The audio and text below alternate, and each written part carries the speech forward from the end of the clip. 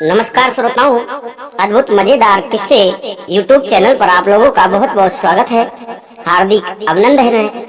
आपने राजा भोज और 14 विद्याओं का घमंड भाग 2 में देखा कि राजा भोज का 14 विद्याओं का जो घमंड हो गया था, भगवान शिव और पार्वती के भेष में आए बाजीगर और बाजीगरनी के रूप में आकर किस प्रकार के राजा भोज का घमंड चकनाचूर किया।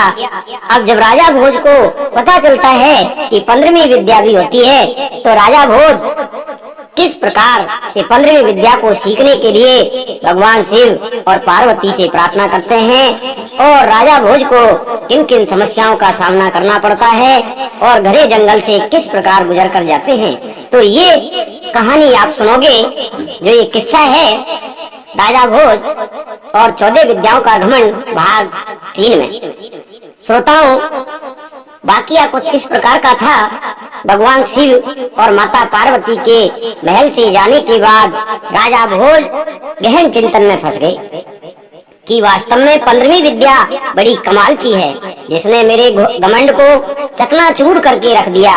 अब राजा के आगे एक समस्या थी कि इस विद्या को कैसे सीखा जाए। अचानक राजा को ख्याल आया भगवान शिव और माता पार्वती का, जो उनके महल से काफी दूर जा चुके थे। राजा तुरंत अपनी गद्दी से खड़े हुए और भागते भागते महल के बाहर जा पहुंचे। फिर उस दिशा में अपने कदम बढ़ाए जहां से भगवान शिव और माता पार्वती जा रहे थे। दूर से ही राजा को वे दोनों नजर आए। उनके पास जाते ही राजा भोज भगवान शिव और माता पार्वती के चरणों में गिर गए और बोले, हे कृपा निधान, आप मेरी समस्या का समाधान करके जाएं। भगवान शिव कहने लगे, महाराज, आप तो 14 विद्या निधान शासक हैं, दूर दूर तक आपके नाम की छवि है, फिर आपको क्या समस्या हो सकती है। राजा भोज कहता है, श्रोताओं, हे कृपा निधान, वह मेरी बहुत बड़ी भूल थी, मुझे क्षमा करें प्रभु, आगे मैं ऐसी गलती कभी भी नहीं करूंगा।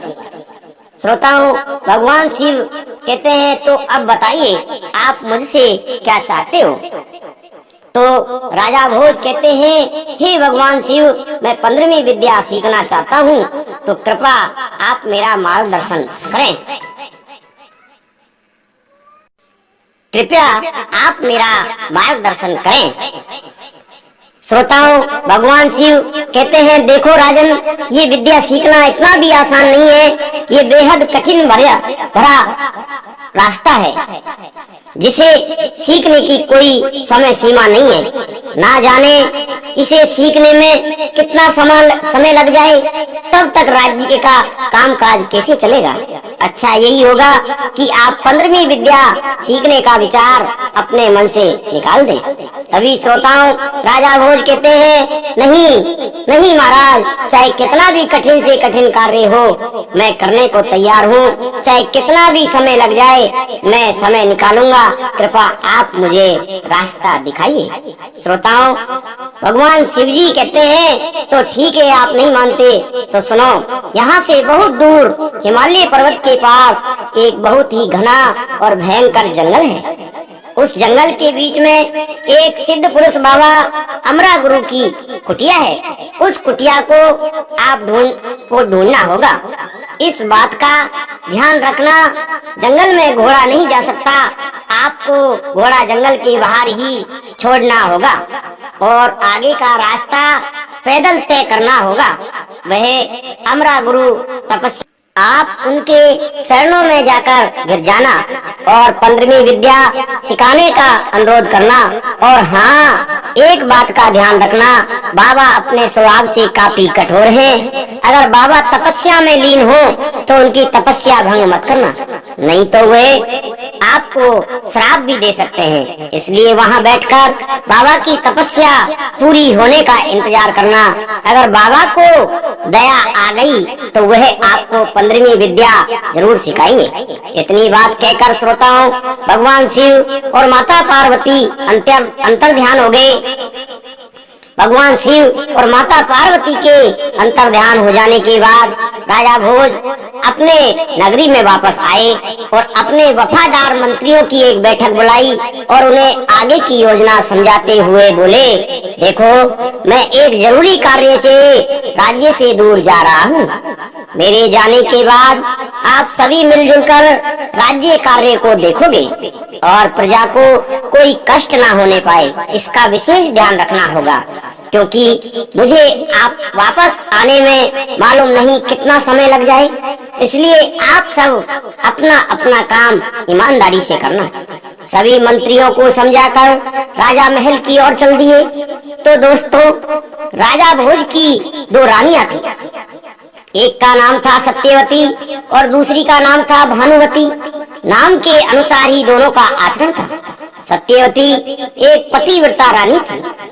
वह महाराज के दर्शन किए बिना खाना तो क्या, पानी तक नहीं पीती थी।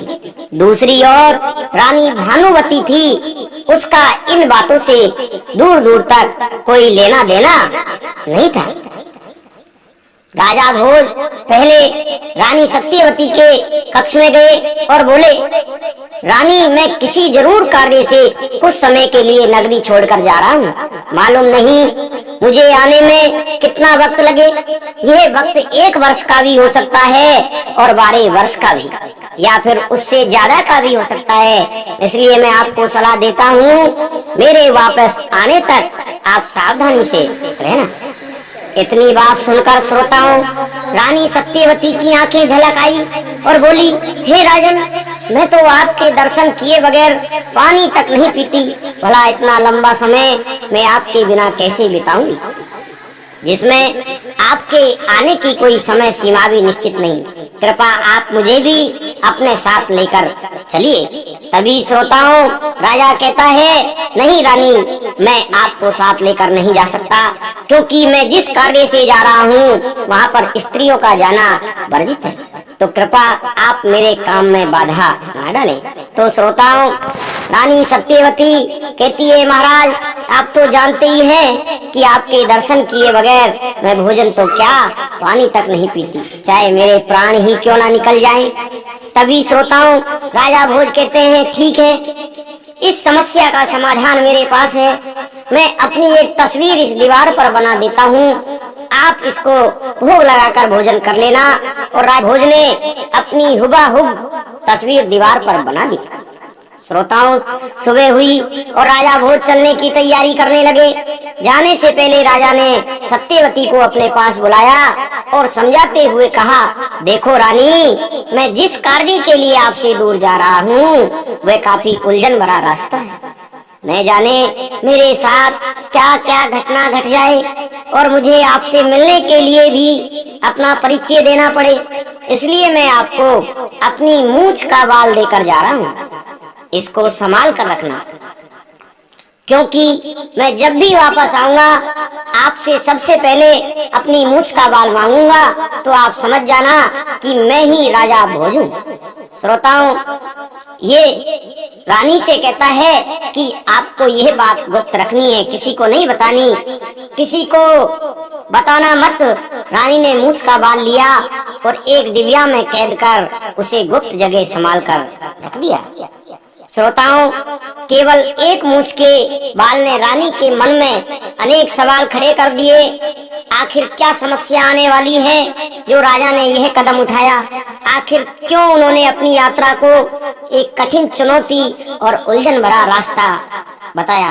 क्या राजा भोज वापस लौटेंगे या लौटेगा उनके भेष में कोई और? श्रोताओं, भाग 4 में कई रहस्य खुलकर आएंगे आपके सामने। जानने के लिए हमारे ब्लॉग पर बने रहें। और आपको ये कहानी अच्छी लगी हो तो श्रोताओं, हमारे चैनल को सब्सक्राइब जरूर करना, शेयर करना और लाइक करना। और जल्द ही हम राजा भोज और 14 विद्याओं का घमंड भाग 4 आपकी सेवा में लेकर प्रस्तुत होंगे। धन्यवाद।